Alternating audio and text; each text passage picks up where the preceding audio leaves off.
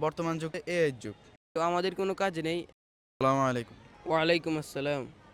আচ্ছা ভাই, আপনি কি আমাকে একটা বিষয়ে সাহায্য করতে পারবেন? ইনশাআল্লাহ। বর্তমান যুগ তো হচ্ছে এআই যুগ। এআই এর কারণে আমরা আমাদের অনেক কাজ সহজে করে ফেলতে পারি এবং আমাদের সময় অপচয় রোধ করতে পারি। তাই বলে কি মানুষের এখন বর্তমানে কোনো কাজ নেই বা শারীরিক কোনো কাজ নেই, বাহ্যিক কোনো কাজ নেই? বর্তমান যুগে এআই যুগ। এআই আমাদের সকল কাজ করে দিচ্ছে বলে আমাদের কোনো কাজ নেই তা বলা মুশকিল। মহান আল্লাহ তাআলা মানুষ এবং জিন জাতিকে সৃষ্টি করেছেন তারা ইবাদত করার জন্য। সুতরাং মানুষ এবং জিন জাতি ছাড়া অন্য কোনো মাধ্যম যেমন আর্টিফিশিয়াল ইন্টেলিজেন্স বা এআই এর দ্বারাই ইবাদত করা সম্ভব নয়।